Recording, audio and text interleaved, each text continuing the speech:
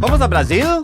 Vamos a Brasil, y no necesariamente para bailar a Che Bahía, sino que arrancó la campaña presidencial en Brasil. En este caso, dos nombres, dos apellidos también, que no son ajenos a la política brasileña y mundial.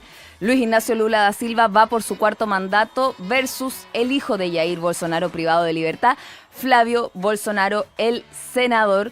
Su hijo va a buscar la presidencia y les quiero dar algunas fechas clave, primero para comenzar esta columna. Domingo 16 de agosto es el arranque oficial de la campaña, ya se puede pedir el voto explícitamente. El 28 de agosto comienza la propaganda en radio y televisión. El 4 de octubre es la primera vuelta y el 25 de octubre sería este eventual balotaje.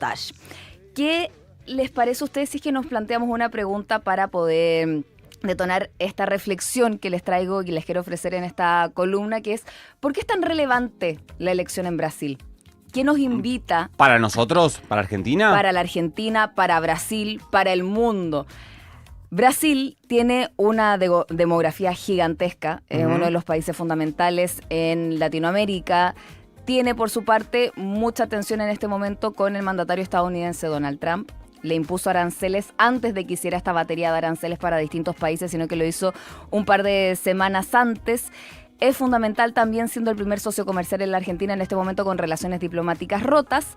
Y también ha tenido un rol fundamental la presidencia y el liderazgo de Lula da Silva en esta, digámoslo, equilibrio del poder y dispersión del poder global. Porque siendo una voz, por ejemplo, no parte del G7, lo han invitado a todas esas cumbres. No han invitado a Javier Milei, no invitaron en su momento a Gustavo Petro, no invitaron en su momento a Yamandu Orsi, invitaron a Luis Ignacio Lula da Silva porque tiene muchísima riqueza ese país, no solamente en cuanto a lo económico productivo, sino que también a lo político que se puede entregar.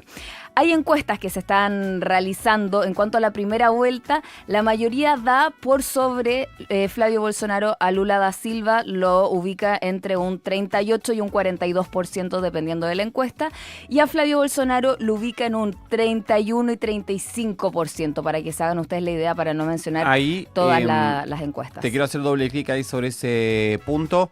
Es el sistema electoral brasileño implica que hay que superar sí o sí el 50% de los votos para ganar en primera vuelta. Sí, 50% más uno. Mayoría, tiene que tener mayoría en la primera vuelta sí o sí.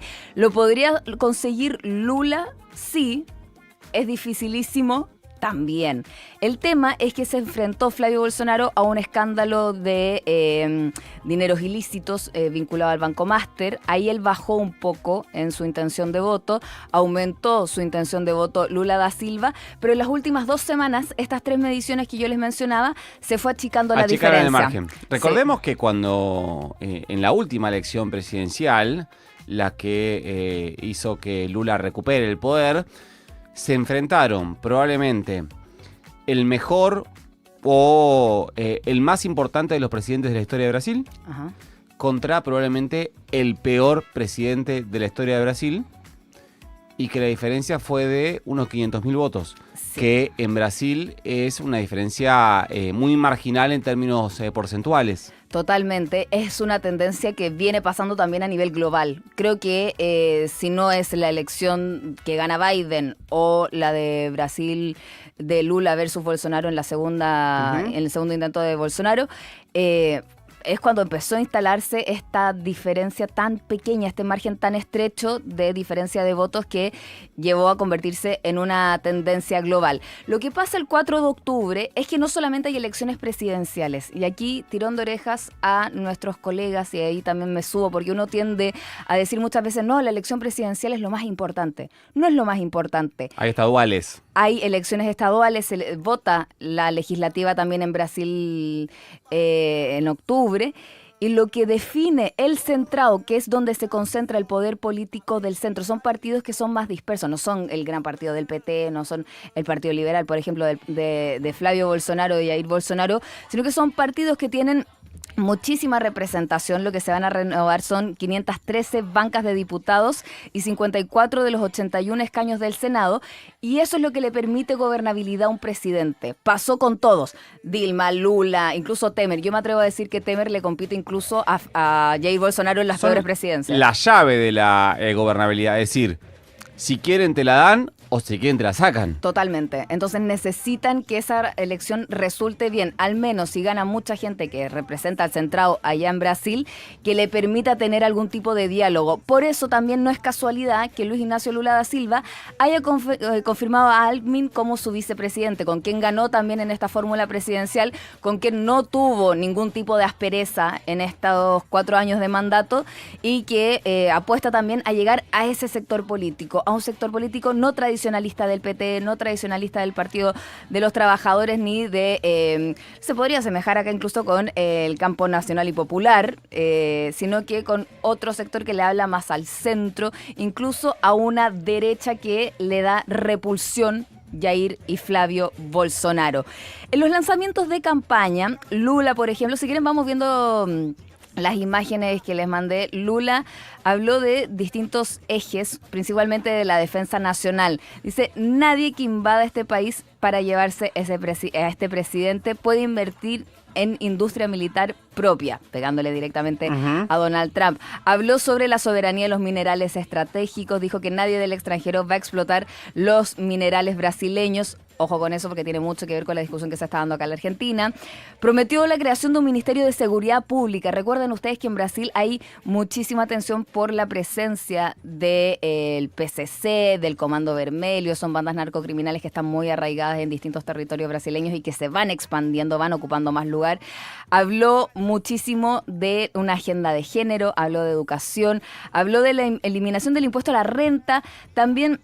Bueno, apeló muchísimo a la nostalgia. Él tiene para quienes nos están viendo en YouTube pueden ver las imágenes de este Lula, un trabajador que representaba al sector metalúrgico sindical y llegó a convertirse presidente desde ahí. Ese es el lugar desde el donde se para poder también buscar esta reelección. Y en el caso de Flavio Bolsonaro, dura, mano dura, seguridad, combatir el crimen, antiideología de izquierda, se está metiendo mucho en esa agenda también que es propia de Javier Milei y de Donald Trump, la agenda anti-woke.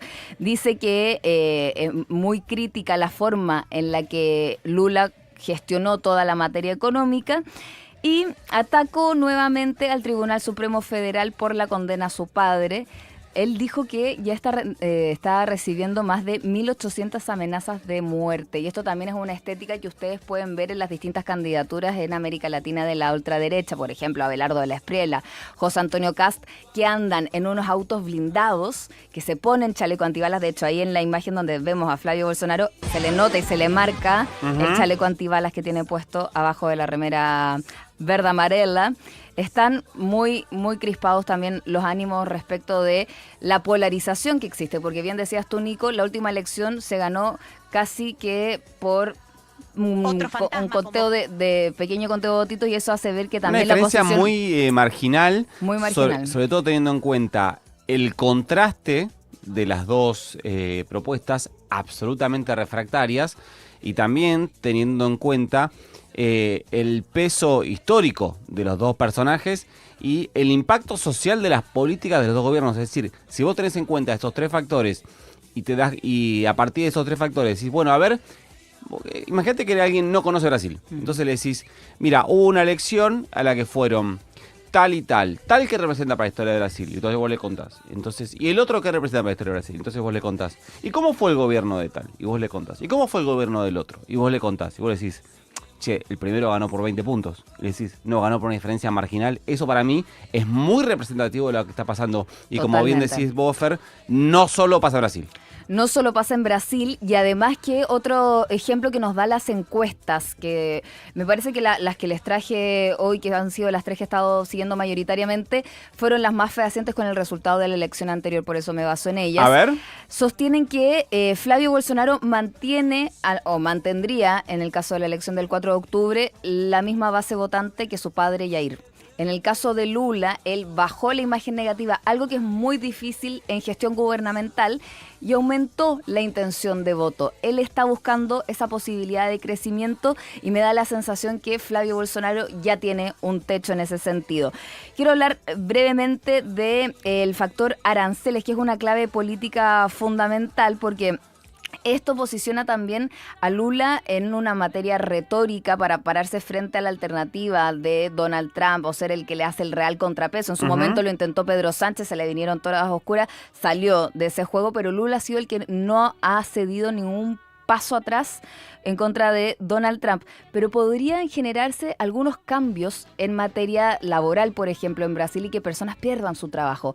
Eso sí le generaría un impacto directo en la intención de voto a Lula da Silva. Al que castigan es al gobernante de turno, aunque incluso la gente piense que esas sanciones sí tiene la culpa Bolsonaro y no la tiene Lula da Silva. Claro. Se hicieron mediciones en encuestas de opinión, la gente sí piensa, el 47% de los brasileños cree que el entorno de Bolsonaro fue el que alentó estas aranceles impuestos por la prisión que se le dio y se le dictaminó a Flavio Bolsonaro. Y en el Senado, que va a ser el verdadero campo de batalla, la derecha bolsonarista podría acercarse a 40 de los 81 escaños. Eso es bastante.